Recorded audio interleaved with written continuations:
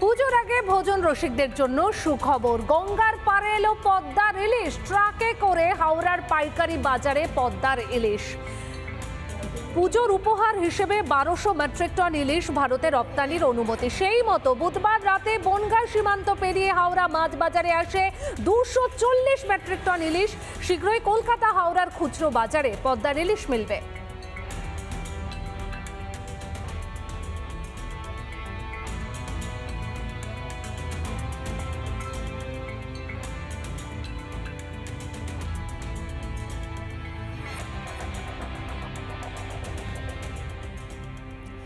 শারদীয়ার বাড়তি আকর্ষণ বনেদি বাড়ির পুজো, আর সেই রকমই পুজো হলো দক্ষিণ দিনাজপুরের সাহাবাড়ির পুজো।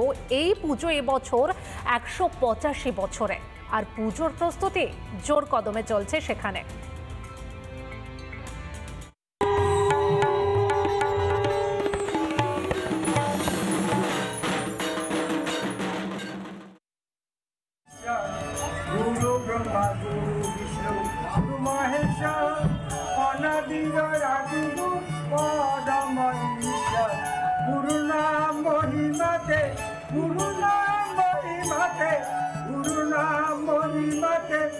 জীবন সফল হবে রে মহারাজের নাম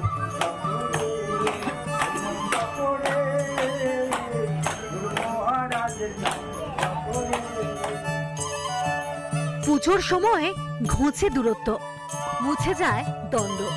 পুজোর 4টে দিন আনন্দ ক্লান্তিহীন। শামিল হন সকল পরিজন। এটাই বনেদি বাড়ির পুজোর বৈশিষ্ট্য।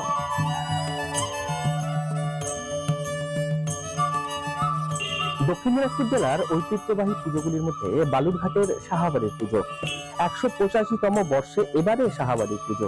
আমার ঠাকুরদাদা বনমালী সাহারায় বালুরঘাটের নৌকা যোগে ব্যবসা করতে আসে, এসে ব্রিটিশ গভর্নমেন্টের কাছ থেকে জমিদারিটা এখান থেকে করে নেয়। জমি জমা করার পরে তারপরে একটা জমিদারি প্রথাটা হয়, তখন থেকেই পূজাটা শুরু হয়।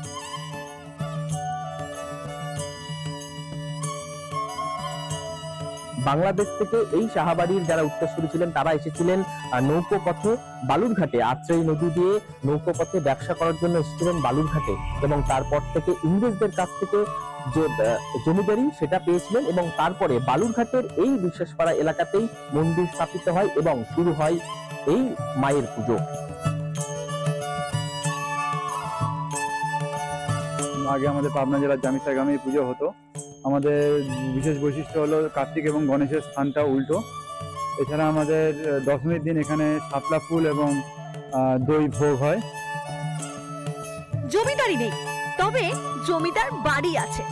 রয়েছে সেই পুরনো ঠাকুর দালান আর পুজোর রীতি রেওয়াজ। 185 বছর ধরে যা ধরে রেখেছে বালুরঘাটের সাহাবাড়ি।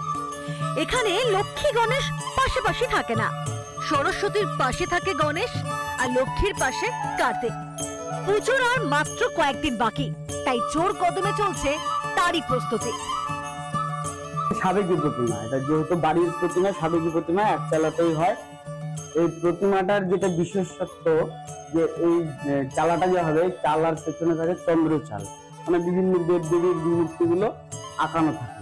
মহালয়ার আগে সমস্ত কাজ করে দিতে হবে, কিন্তু মহালয়ার দিনই চক্ষুদান, তার আগে চক্ষুদান ওই দিনই কমপ্লিট। তারপরে আর আমরা মানে এটা হাত দিতে পারবো না।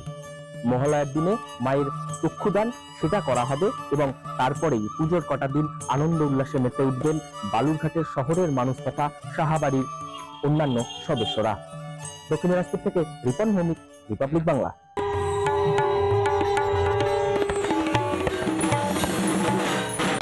নানা ধরনের কন্টেন্ট দেখার জন্য লাইক করুন, শেয়ার করুন আমাদের ফেসবুক পেজ, সাবস্ক্রাইব করুন আমাদের ইউটিউব চ্যানেল। পাশাপাশি অন্যান্য ব্রেকিং নিউজের জন্য অবশ্যই চোখ রাখুন রিপাবলিক বাংলায়।